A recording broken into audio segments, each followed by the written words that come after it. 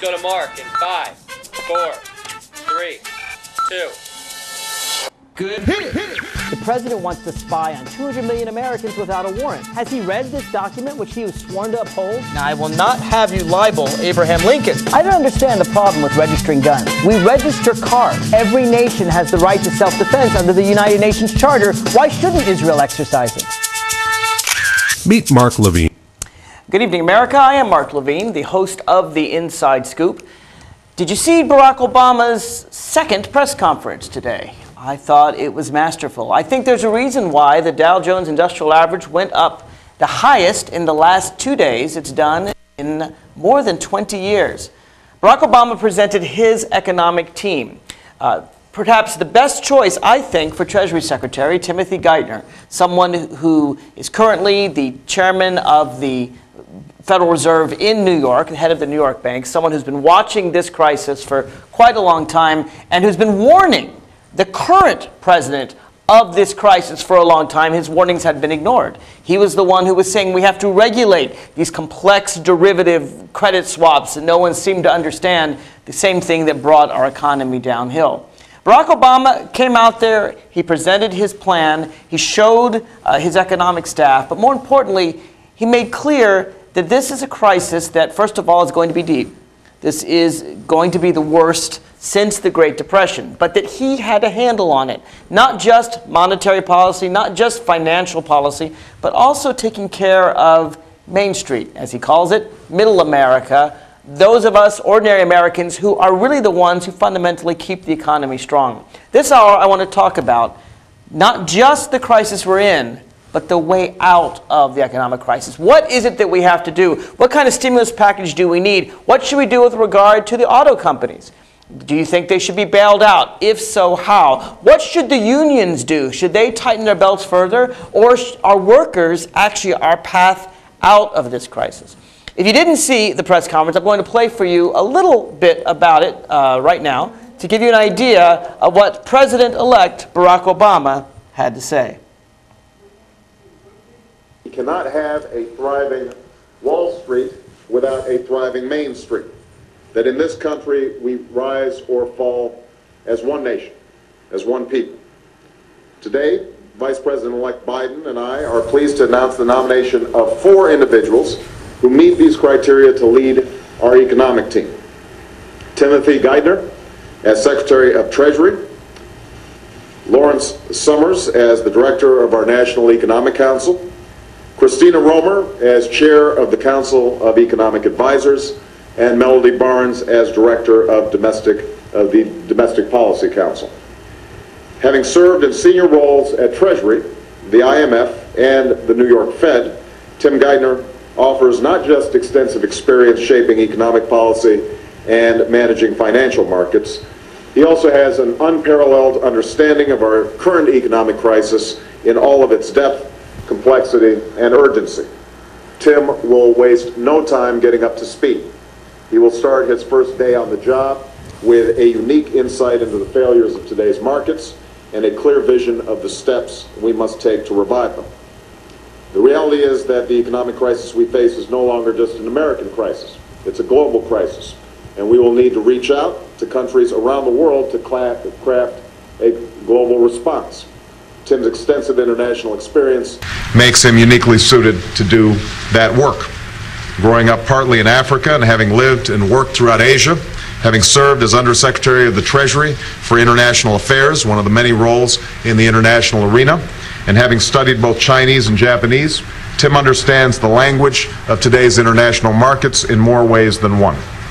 Tim served with distinction under both Democrats and Republicans and has a long history of working comfortably and as an honest broker on both sides of the aisle. With stellar performances and outstanding results at every stage of his career, Tim has earned the confidence and respect of business, financial, and community leaders, members of Congress, and political leaders around the world. And I know he will do so once again as America's next Treasury Secretary, the chief economic spokesman for my administration. I wanted to play that at length because I think it's important that you get to know who this guy is. Barack Obama didn't choose someone very famous to be Treasury Secretary. He chose the best person to be Treasury Secretary. I have a lot of confidence in Tim Geithner. For one thing, he is someone who sounded the alarm early. He is someone who understood that runaway, rampant corporate capitalism, it's not even really capitalism, it's really cronyism, is the kind of thing that is leading us to economic disaster, he said last year and the year before, and no one listened to him. And yet he's a very respectable figure, partly because he doesn't stand out politically. He doesn't grandstand. He's not someone who has gone repeatedly before the public. He's tried very hard to work within the system. Tim Geithner is a young man. He's about Barack Obama's age, about 47, 48 years old. But he's someone who understands this necessity and someone who's worked in the current administration as the nonpartisan head of the Federal Reserve in New York to work out solutions. In fact, it was Tim Geithner who spent all weekend long saving Citibank, something which I think had to be done because I recognize that this kind of thing, a bank failure of this magnitude, Citibank used to be the largest bank in America, it's one of the largest banks in the world, is the kind of thing that could make the entire economy fall apart. Now, many people have said the most important cabinet position that Barack Obama had to fill was Treasury Secretary. Now, traditionally, it might be Secretary of State, and it looks like it's going to be Hillary Clinton for the job. But in this economy, at this time, when we are facing the greatest economic crisis since the Great Depression, it's important to have someone who doesn't grandstand. Important to have someone who understands basic economics, but who's forward-thinking enough to really think outside the box and look at solutions that need to be done. One of the things that I found throughout this press conference, and I want to hear what you thought about it too, by the way, the toll-free number is 888-488-MARK, 888-488-6275, or you can call locally at the number on your screen.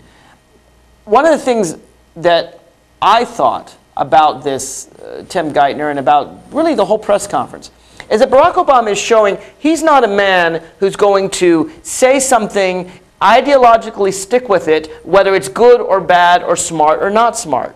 This is a dramatic difference from the current president. As most of you know, George W. Bush, our current president, was the kind of president who basically made a decision, whether he did it for his gut or for ideological reasons or whatever, and stuck with that decision. He said, we're going to go to Iraq, and he's not going to look. He's not going to second guess. If you've read Bob Woodward's new book, you know that even when all the generals were telling him this is a bad idea, President Bush stuck with it because he was afraid that if he changed his mind, he would look weak. What Barack Obama shows is that someone who's willing to be flexible, willing to look at oncoming events and make decisions that make sense at that time, that kind of flexibility is not a sign of weakness. It's a sign of strength.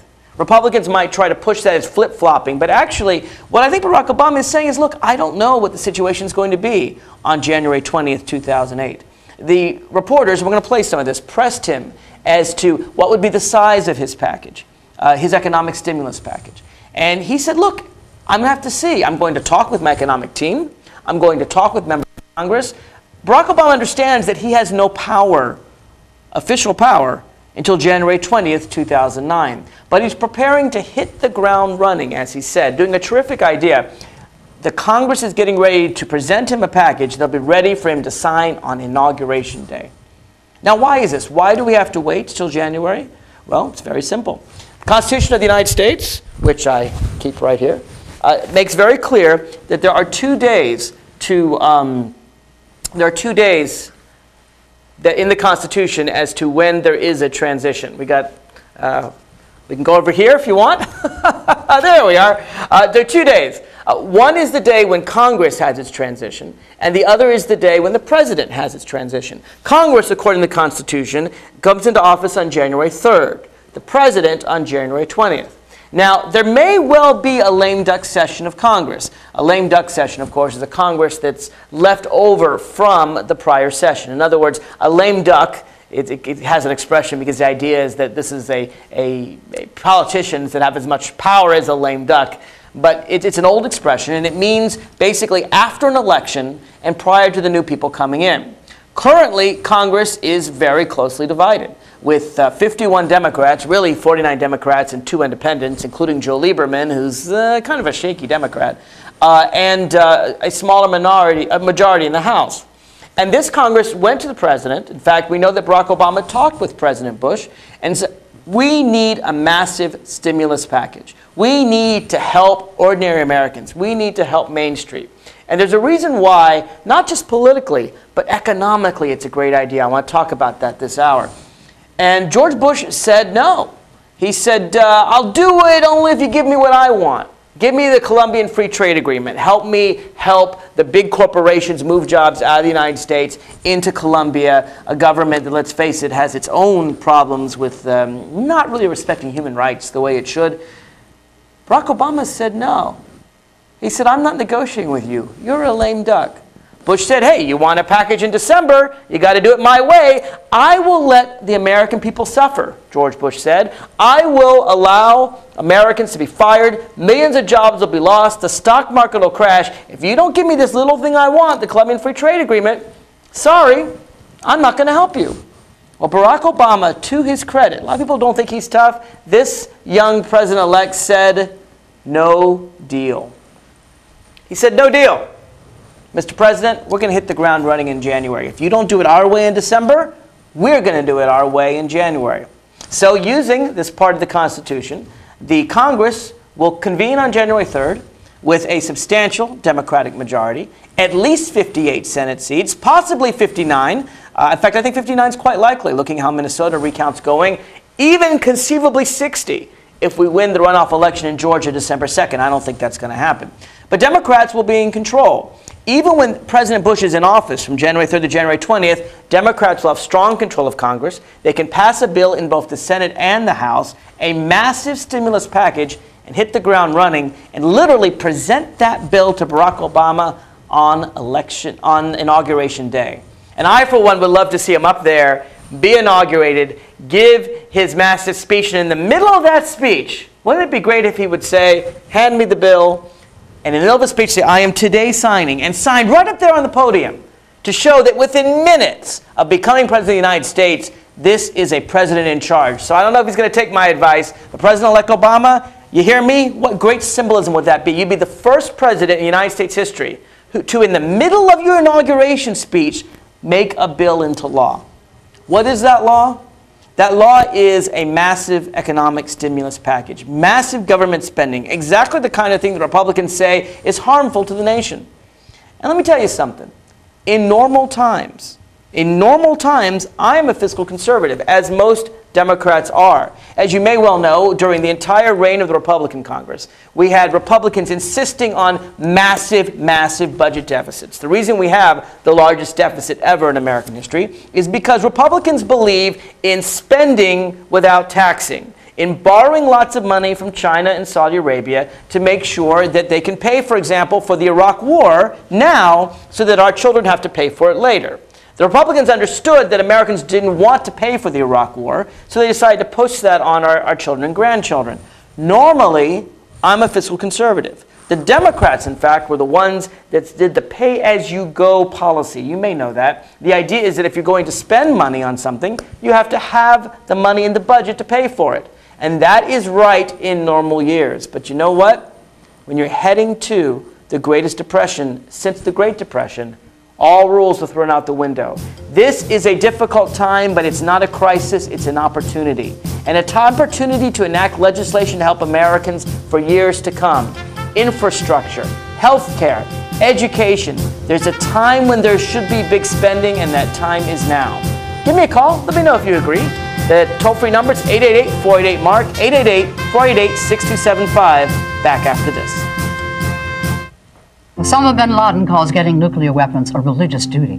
Today, materials that can be used to make nuclear weapons are stored in more than 40 countries. Sometimes protected by just a chain-link fence. Yet not enough is being done to lock down these materials before terrorists steal them. Why did we learn all this? My mother. My son. My sister-in-law. Were all murdered September 11th. Help protect America. Together we can. Please join us. The stem cell issue is being debated throughout the country. Truth is, most everyone has an opinion, even if they don't know the facts. Let's stop arguing and start really understanding the potential of stem cell research. For us and for millions of Americans living with disabilities, Get the facts.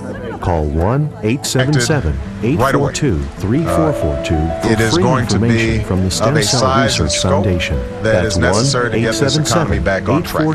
I don't want to get into numbers right now. Following the tragic events of September 11th, It is going to there be. have been hundreds of I want to violent see it attacks against enacted. innocent Americans. We have a consensus. Remember what that flag which is pretty rare. Between. I want to see it enacted. Please stop the hate.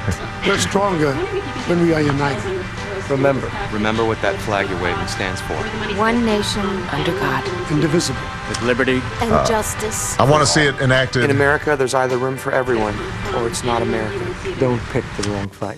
Let's keep America land of the free. Stop the hate.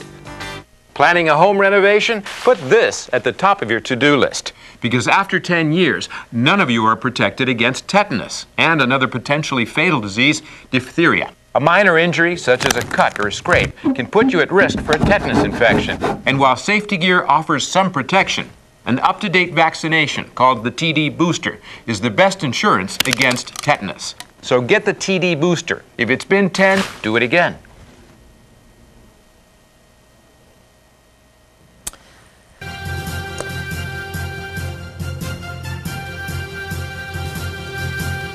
Here again, the Inside Scoop with Mark Levine. Welcome back to the Inside Scoop. After the election of 1932, when President Franklin Delano Roosevelt was elected, I should say president-elect, because he was elected in November 1932, but he didn't take office until March of 1933. Those 4 months were some of the worst economic months in American history. President Hoover decided to do nothing, decided to just wait it out. In fact, at that time, he cut back on spending. He actually made the economy smaller at a time when most Americans were suffering. And he desperately asked Franklin Delano Roosevelt to stand with him in doing this, and Roosevelt said, no deal, no deal. You're president, you do it your way. When I come in, I'm going to do it my way. Well, President-elect Obama is hitting the ground running. He is trying to work with the current administration to the extent he can. But the current administration does not want to help out ordinary Americans. It only wants to help out Wall Street. It only wants to help out the banks, and that's necessary. I grant that that is necessary. In fact, one of the things I have to do is praise John McCain, not something I do often, for recognizing that the bailout bill was a necessary evil. He could have gone against it. He could have said no. That might have helped him in his election campaign with Americans not understanding it if he demagogued the issue. But instead, the economy would be, I think, far worse off than it is today. But Barack Obama and the Democrats understand we need more than just the question of helping out Wall Street, but also helping out Main Street. We need a tremendous stimulus package. Here is how Barack Obama responded when asked a question about that package just today. I want to see it enacted right away. It is going to be of a size and scope that is necessary to get this economy back on track. I don't want to get into numbers right now.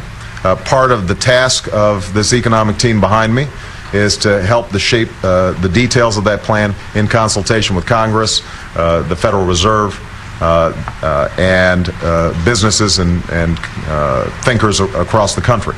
But I think the most important thing to recognize is that we have a consensus, which is pretty rare, between conservative economists and liberal economists, that we need a big stimulus package that will jolt the economy back into shape and that is focused on the 2.5 million jobs that I intend to create during the first part of my administration. We have to put people back to work. Now that runs in parallel with making sure that our financial system is stable, and so we're going to have to do more than one thing at a time. But across the board, people believe that this stimulus is critical, and the first job of my economic team is to shape that economic stimulus package so that it is delivering on the 2.5 million jobs that we talked about and is also providing a down payment on the long-term strategies we need in terms of making this economy work for all Americans. That means we have to invest in clean energy. We're going to have to invest in the systems in our in healthcare that can reduce costs for families and for businesses. It means that we're going to have to invest in the education system to ensure that we're competitive over the 21st century. So not only do I want this stimulus package to deal with the immediate crisis, I want it also to lay the groundwork for long-term sustained economic growth. This, as I said, is not just a crisis, but an opportunity. It's an opportunity because generally, in most times, we have to be careful about the public fisc, right? Generally, we should be fiscally conservative. I have long talked about Joseph's dream in the Bible. Do you remember that dream? Joseph interprets actually the Pharaoh's dream. The Pharaoh dreams of the 7 fat cows and then the 7 lean cows, which devour the 7 fat cows. The story of Pharaoh's dream that Joseph interprets is that when you have good years, because these 7 cows represent 7 good agricultural years in the land of Egypt, you have to save grain for the bad years so the people can eat later.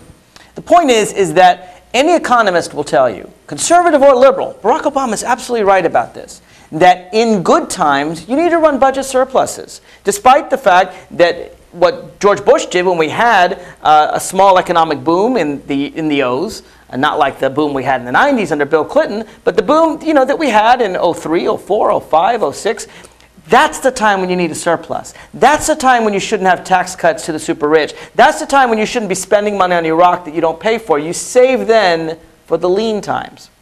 But you see, there's 2 debates in Washington. And most people in Washington understand what I think a lot of people in America don't understand, that there's 2 separate issues. One is the level of spending. How much of a budget deficit should you run? And the other is where the spending should go.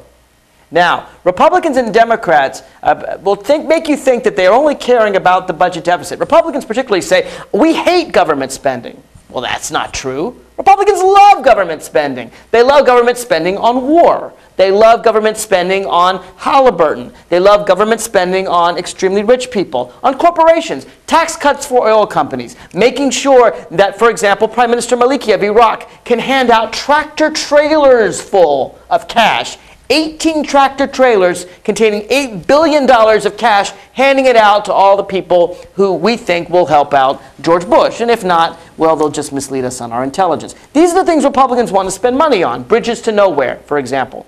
It's not that they don't like spending. They want spending on their priorities.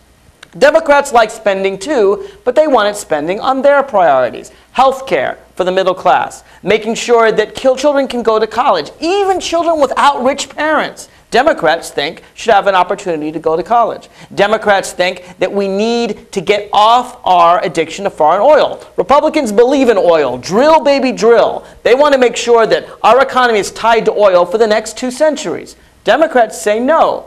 Oil not only is harmful to the environment, doesn't cause global warming only, though that's certainly true, but also makes us indebted to the same dictators in Saudi Arabia and China and Venezuela and Iran, the same dictators that the Republicans are trying to overthrow, but at the same time is making us their indebted servants. So Democrats believe, for example, in spending money on American infrastructure. Building Iraqi bridges is not a bad thing, but building bridges in Minneapolis is more important. Now, Republicans in traditional years say, sounds good, but healthcare is too expensive. Social Security, too expensive. Medicare, education, having an alternative energy, wind, solar energy, it's too expensive. We need to spend the money on war. We need to spend the money on Iraq, on our dictators in Iraq, the people we control there. We need to spend the money on Halliburton and oil companies. We need to spend money on bridges to small islands where no one lives. And there's this debate, and they say you're spending too much money. What Barack Obama recognizes is that this year, like 1933, like Franklin Roosevelt, he can do both. Because economists will tell you that even though it's going to cause a ballooning deficit, and I admit that it will, we need massive spending now more than at any time since the New Deal. We need a new Deal. Only by a massive jolt to the economy will we get people moving again. Will we get jobs? Will we get the spending? Will we get the kind of confidence we need in our markets to have people start lending again? Will this cause a massive deficit? It will. When we have good times again, we're going to have to pay it back.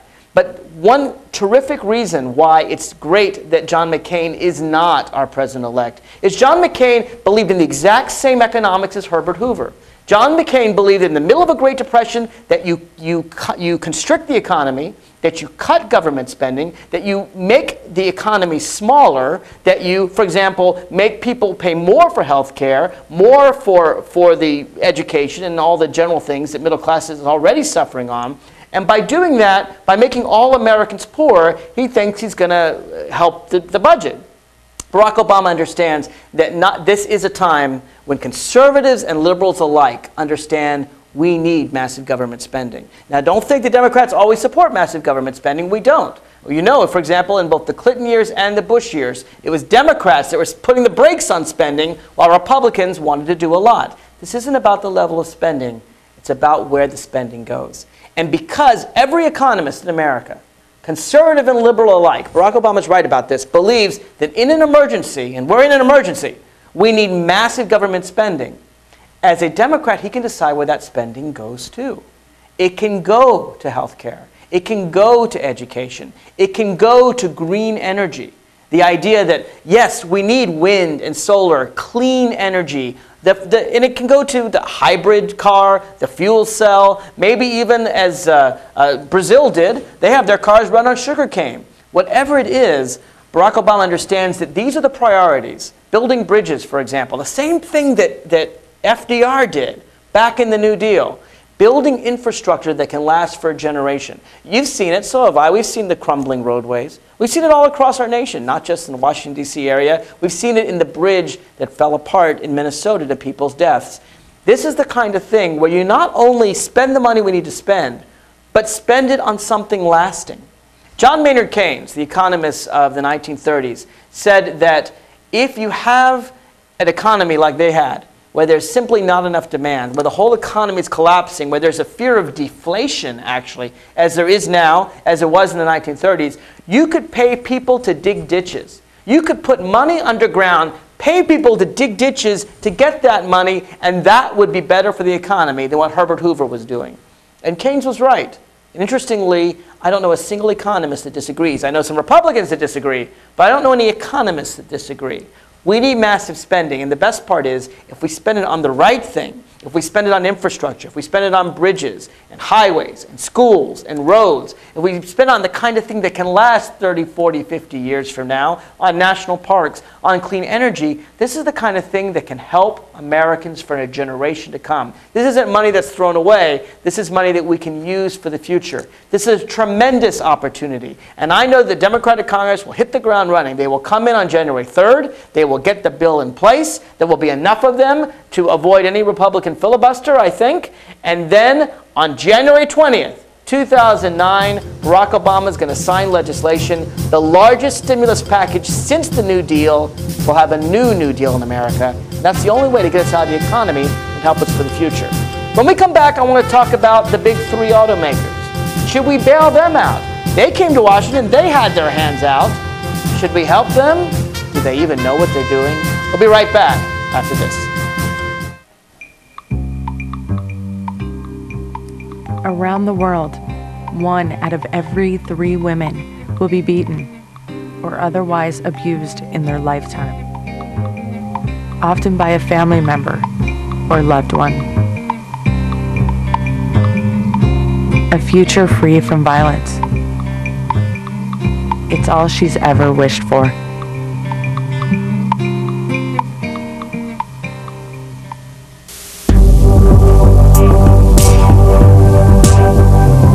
Did you know you have the power to stop children from joining gangs? You can help a father find a job and home for his family.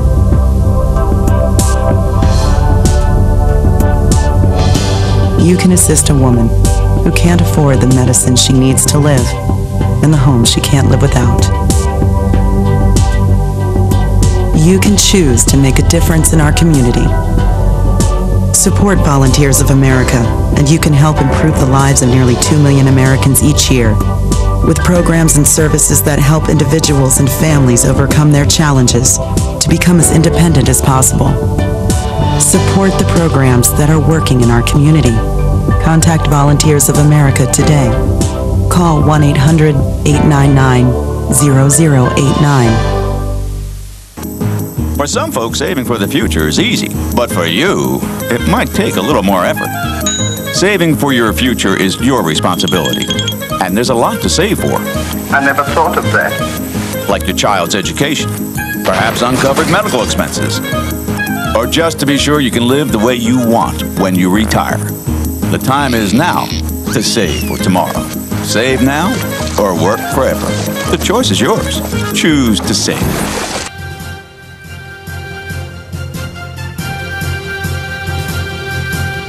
Here again, the Inside Scoop with Mark Levine.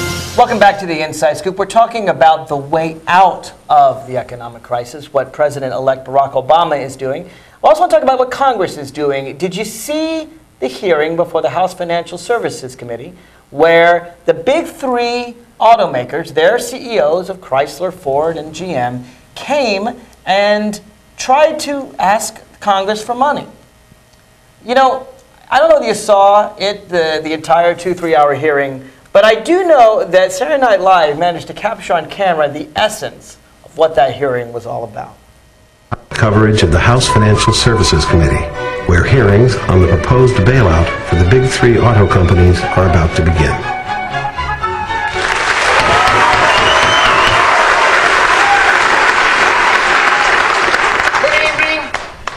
These hearings on the proposed financial aid package for the big three automakers had been set to resume December 2nd.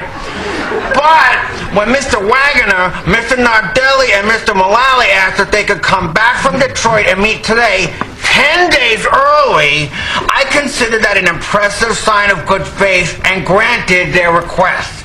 Now, you'll recall this committee had asked these gentlemen to come up with a specific, detailed proposal regarding the aid package by December 2nd. But now, I understand, we'll hear that proposal today. Gentlemen, welcome. Thank you, Mr. Chairman.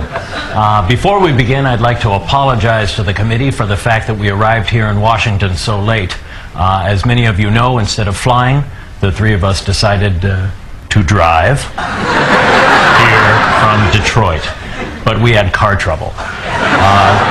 I was going to drive my 2009 Cadillac XLR-V, a model we at GM are very proud of, but every time I tried to start it, I just got a powerful electric shock and the upholstery would catch on fire.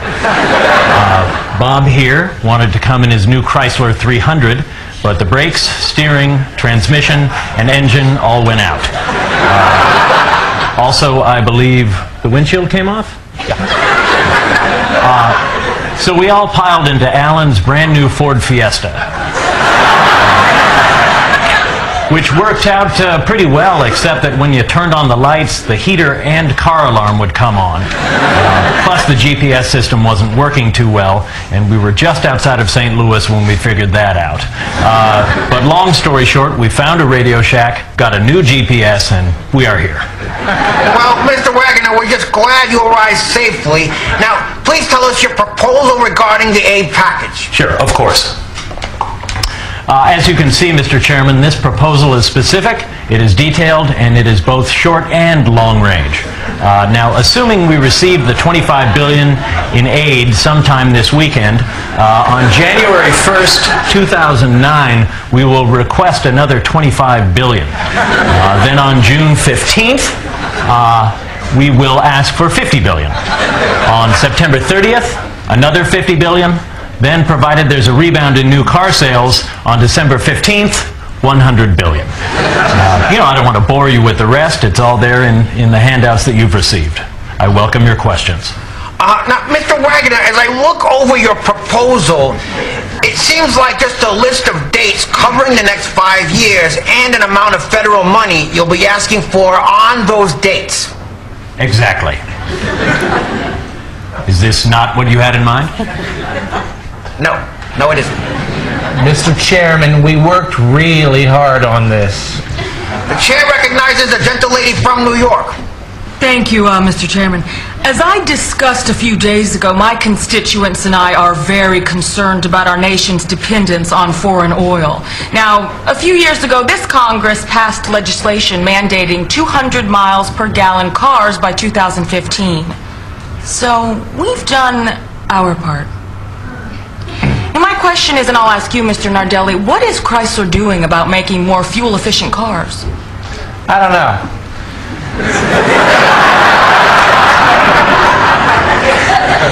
But it's interesting you mentioned that. Have you noticed how expensive gas is these days? On the drive here from Detroit, we couldn't believe it. It was more than $2.50 a gallon. One place we saw $3 a gallon. I kid you not. Actually, about 6 months ago, it was more than $4. Get out of here. The chair recognizes the gentleman from North Carolina, Mr. Jones. Now, thank you, Mr. Chairman. Mr. Wagner, according to your testimony earlier in the week, for every car General Motors sells, it loses $2,500. Now, if that's the case, just how are you going to turn your company around? Well, I guess we'll just have to sell more cars. Oh, no, wait. Forget that. I don't know. Now, this average family for my district lives on less than $40,000 a year. Now, that's just... that's just how do I get back to my constituents and explain to them that we're taking $25 billion of their tax money to bail out an industry so badly mismanaged? Well, can't you just lie to them? What? Well, tell them you didn't give us the money. They're not going to find out. Okay, first of all, listen, I don't lie to my constituents. And second, right now, we're on television. Congressman, no one watches C-SPAN. I'd like to second my colleague's idea about lying to your constituents. No one watches C-SPAN. You could run a snuff film on C-SPAN, nobody would notice. Yeah, if I could direct your attention to this chart. All right, now look, okay, I'm not interested in any chart, all right? I don't care who's watching, and I'm not going to lie to my constituents, and I'm deeply disappointed by your performance here today. Well, I'm just telling you, no one watches C-SPAN. Stop saying that. The chair recognizes the gentleman from New York. Thank you very much, Mr. Chairman. Unlike my friend from North Carolina, I'm sympathetic to your problem. But first, I need some answers. 2 months ago, I bought a Chevy Avalanche, and whenever I try to start it, the battery's dead, so I have to get a jump. But even after driving around all day, if I turn off the car, it won't start again, so I have to leave it running 24 hours a day. I've been told it's because when I turn off the car, the air conditioner starts up and drains the battery. Congressman, let me interrupt, if I may. I think I know your problem here. Your car is what we at Ford call a lemon. And believe me, there's nothing you can do about it. But if it's any comfort, you are not alone. Just at Ford, we've got millions and millions of lemons on the road. Yeah. At GM, we have a whole plant that produces nothing but lemons. So do we. I really appreciate your honesty. I'm going to vote for the bailout, because I'm a union man. The chair is happy to recognize our friend from New York, Mr. King. Thank you, Mr. Chairman. Gentlemen, I would really like to help you. I think we all would. But your testimony here today does not inspire confidence. And I don't see how we could justify this bailout by taxpayers. Congressman, with all due respect, we are not talking about a gift or a subsidy. We are talking about a loan.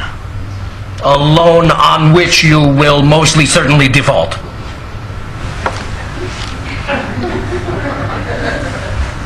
Yes. I believe that concludes these hearings. I have nothing more to add except to stress what I've already said many times. Detroit needs to build not only safer cars and more fuel-efficient cars, but gayer cars.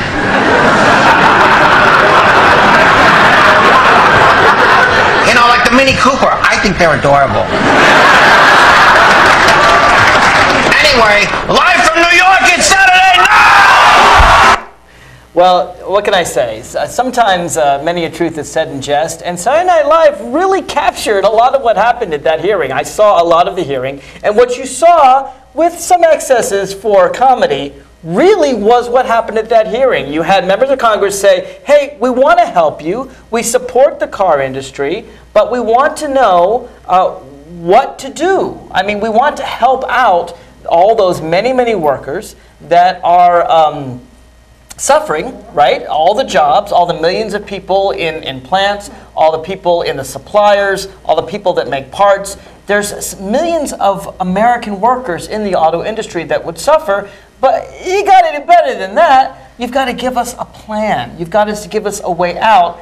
And those car people weren't giving a way out. They weren't suggesting moving to hybrids or fuel cells. And frankly, they were kind of tone deaf in the sense that they all took corporate jets to appear at the hearing when, frankly, a lot of Americans are saying, why couldn't you drive? Why couldn't you use your cars? Or why couldn't you at least fly, maybe even first class? Why did you need the corporate jets? So we're at sort of a crossroads here. The Democratic Congress is saying to the big three automakers, we want to help you, but you've got to help us. And they have given them until December 2nd to come up with the right plan.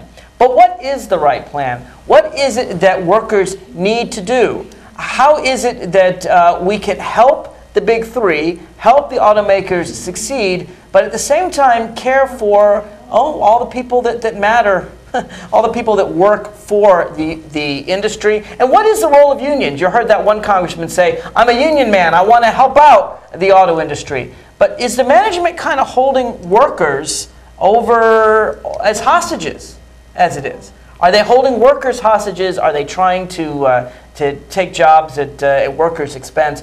I invited today Shannon Sullivan. Now, Shannon Sullivan is a labor representative.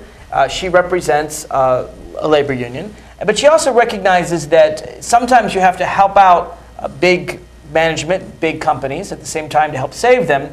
And the question for me, though, I want to ask her that question, then I want to move on to the question of what should be the role of unions in a new presidential administration. Shannon Sullivan, welcome to the Inside Scoop. Thank you so much.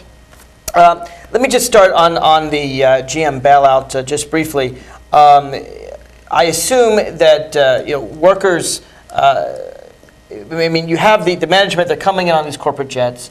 They're flying in. They're not really giving any answers here, and yet there are real problems in the industry. The workers need help. So, do you support the Congress saying to these management, you got to come up with a solution. You've got to show us your cards, if you will, before we give you money? Oh, absolutely. With any of the restructuring of any of the companies where they've given money to the banks or the financial firms, I think it's been that they have to put forward a solid plan in order to get any sort of money. And it only makes sense that if they need to restructure either their business plan, the making of their cars, make them more fuel efficient, usable for the future generations, it absolutely should go hand in hand with getting some money. Well, let's talk about the unions here, because I know that there are particularly people on the right, Rush Limbaugh, is complaining that the real problem that we face, the real financial problem, this entire crisis, is because union workers at these big auto companies do have decent health care, do have decent pensions. It's fascinating to me because, a lot of the New Deal is going back to the 1930s. Yeah. And a lot of Republicans insisted in Roosevelt's era and Truman's era that it's not the role of government to provide pensions. It's not the role of government to provide health care. That is something for employers to do. And now Republicans are saying, in effect, that these hard-fought benefits for workers, health care, pensions, the kind that, frankly, only if you're in a union do you get, otherwise you're kind of on your own, that these are the things that have to be given up first. I take it you don't agree. I was going to say where to start first. The fact that the automakers need to change their agenda, I understand, and I'll accept that in order to get some money. The fact that the employees are somehow to blame for the deterioration of the companies themselves, I think is far, awry from the actual examples on the ground. And, it has to go back to, as you said, the Great Depression and the origination of the social contract. And I think that companies nowadays have completely, they're off the mark. In the 1920s, there was this understanding that you provide for your employees. They give back to you. Productivity will increase. Wages will increase. Society will benefit and the middle class will grow. Ford knew it best. He said, I want a workforce that will be able to buy my own vehicles. Right. Now, the average Walmart employee can't buy products at the store that they work in. There is something greatly wrong with society. And I think that we need to go back to a social contract of some sort where there is responsibility back on the employer's part. We can't look to that final each and every quarter and making a profit each and every quarter because, that's our whole life at stake. And sometimes you have long-term things. It's not the fault of the assembly line worker that GM didn't build the hybrid car, that Chrysler didn't develop the fuel cell, that the Japanese and Europeans are doing this with of lighter cars that move faster, and we're building these heavy SUVs and Hummers. If I was on the board of half the organizations that we represent, was able to put my 2 cents in on their business plan, I think they would do better. But that's not the role of the union. The union is to do best by the workers, to provide good wages and working conditions and benefits that provide for a living wage to provide for your family. Let's talk about unions, not necessarily only in the auto context, although I think it's fair to say that unions in the auto context have provided for their workers much better than workers in a lot of non-union fields. But Barack Obama, our president-elect, was elected with strong support from unions across the nation. Absolutely. Many in the primary, virtually everyone, I think, in the general election. And some Republicans are saying, well, now it's payback time. It's time to give the union something. And the main thing that people are talking about is something called the Employee Free Choice Act. Tell us what that is. The Employee Free Choice is addressing a break in labor law as we know it. It's allowing for workers to be able to join the union through a simple one-step process where if you have 50% plus one of a workplace that wants the union, they sign a union authorization card, a simple piece of paper actually here, saying, I want representation by a union. You are thereby granted it. What it does is it allows for democracy to be reinstalled back into the workplace, and so people will be given the power of the choice to have a union.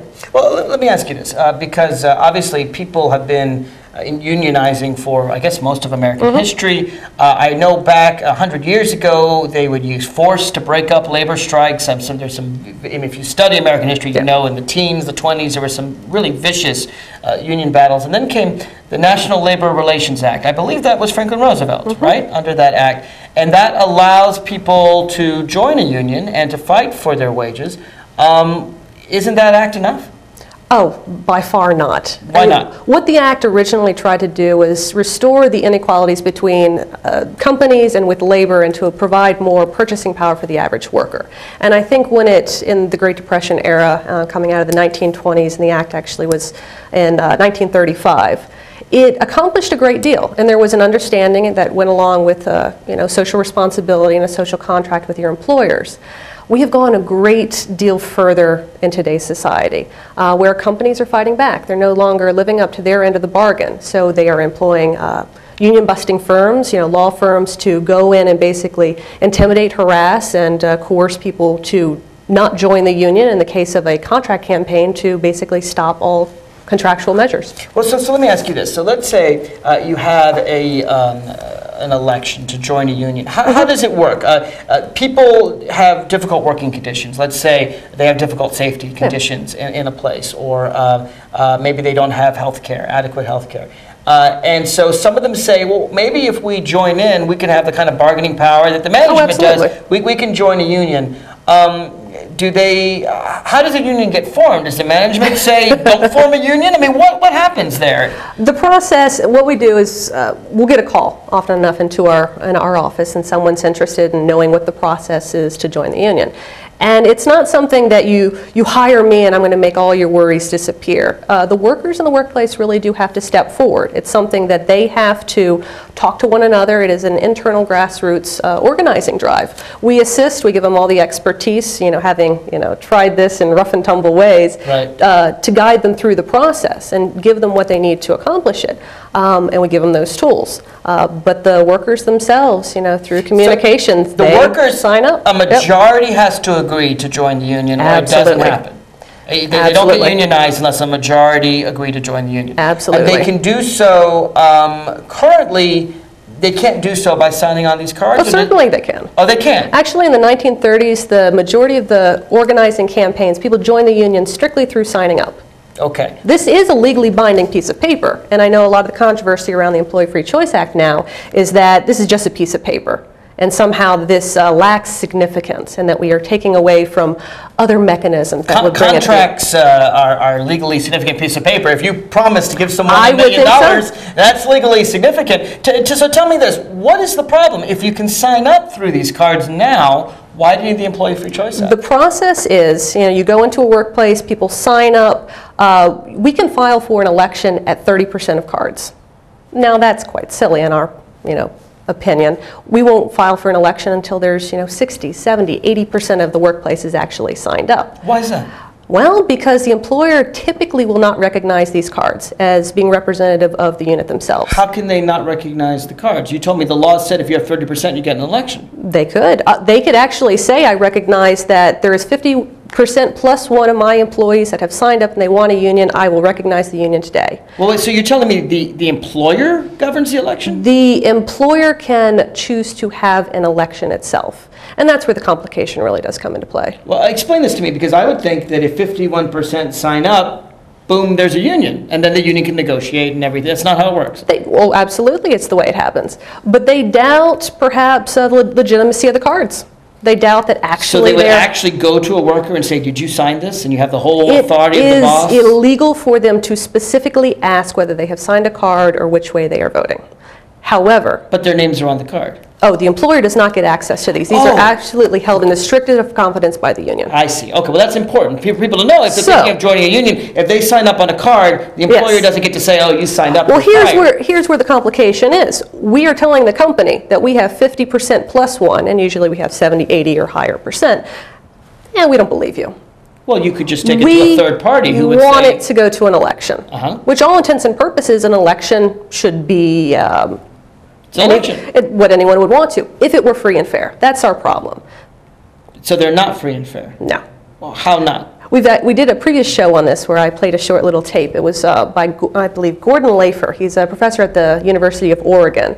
And what he testified before the Education and Labor Committee of the House is that free and fair, in its strictest of definitions, it has to be, your opinion is kept confidential before, during, and after.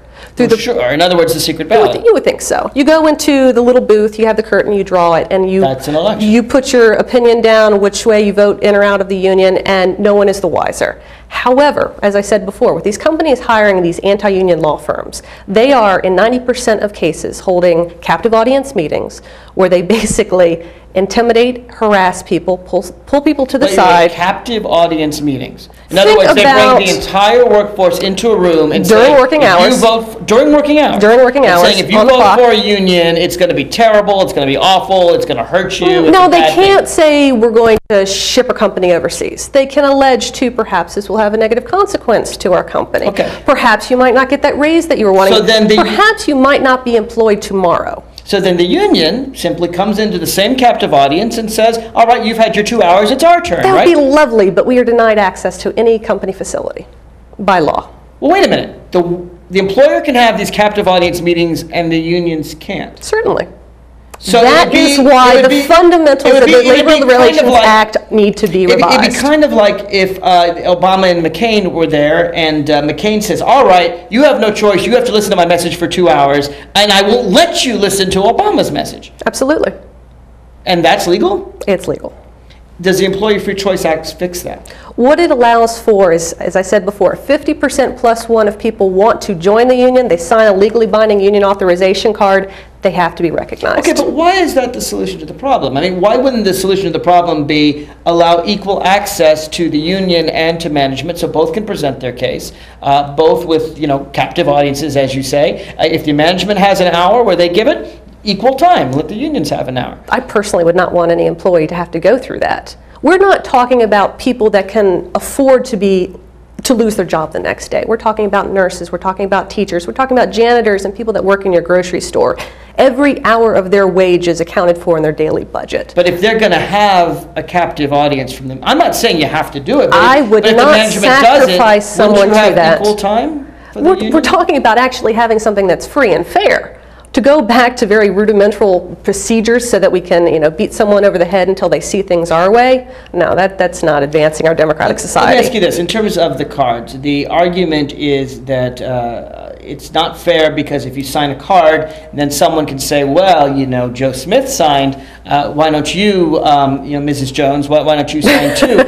Can the union union thug. Well, can the union show one person and say, your friend signed, why don't you sign? It's never a good procedure to, pit one person against another. This is a legally binding document. I want everyone to understand every application of what this means and what you're signing up for, because essentially you're signing up for the union to represent you in contract negotiations. It does the union no good to mislead anyone, because trust me, it's the hot hot topic on the shop So floor. can the union go and simply say 30% have signed up, 35% have signed up? That you could do, that you'd want to do, right? Yeah, and the company could file for an election, certainly.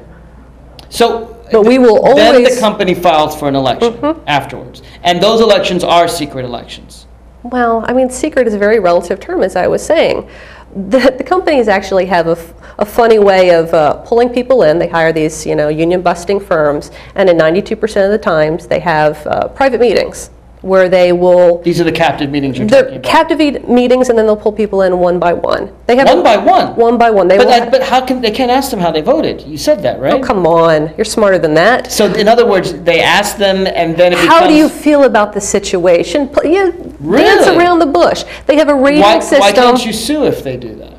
Oh, see, that's the problem with all the labor law. It doesn't matter if it's against the law. It's against the law to fire someone, and 25% of all organizing drives, they fire people. 25% of all organizing drives, they fire people. So what good does that do to the union? You've already lost, it's going to be your key person that's been pushing on your organizing drive the whole time. You've lost all of your momentum, you've lost all of your credibility. So in other words, they would go in and say, who's the person pushing for the union? Who's that person? Oh yeah, you're looking... It's Mr. Smith. We'll fire Mr. Smith and we'll get rid of our union trouble. So yeah, certainly. But if they go and sign the cards, they can do that quietly without anybody finding out, and they can actually get a union without losing their jobs in the process. Absolutely. Well, I assure you that management's going to fight this very hard because they want to be able to spend more money on their corporate jets and not on union health care, right? Yep. Do you expect this to be a big battle? I think it will be. Because as we've kind of touched on, the way it's being spun in the public media by our opponents is we're taking away the democratic process of a free and fair election. Well, is there something wrong with having the election? It's the timeline. Sometimes it's years before you ever get to that voting booth. Who decides whether you get to have an election? It's right now the company. The company decides. If they don't recognize that 50% plus one of their workers want a union, it goes to an election. No, wait a minute. So the company decides whether or not an election occurs. If they refuse to recognize that a majority of their workers have spoken, that of their own free will, the majority has decided they want representation for obviously good reasons. Well, what if, how do you know if there's an election at all? If the company, can the company simply refuse an election? No. No, at that point, it does have to go to an election. So they do have to go to an election. You would show it to some independent authority, a judge or something like that. Yep. And then you get the National Labor Relations Board. The National Labor Relations Board. What about? I'm just worried about. We're facing a tremendous economic crisis. Barack Obama talked about the fact that a lot of people are going to be fired. In this environment, what can unions do in this terrific, horrible environment to protect workers' rights when all the pressure is going to be on them? It's all going to be on them. Well, I think it needs to be said that a lot of the problem that we're in right now is because of the decline in union density. It's no, irony that the increase in, the wage gap between the rich and the poor completely mirrors the decline in union density. These are people that we've said again are fighting for your wages, your benefits, and your pensions, making sure that we restore that middle class. And I don't think it has to be this confrontational relationship with management. I think the best companies actually have the best productivity. We're going to have to take it there, but I should recognize that in Japan, where they do treat their workers a lot better, where the CEOs don't make the enormous wages, they've got not only better worker productivity, but a stronger economy. President Barack Obama said that he would look out not just for Wall Street, but for Main Street too. Unions are part of that process. Hope you enjoyed tonight's show. If you have a comment, post it on the website at radioinsidescoop.com. This is Mark Levine, signing off.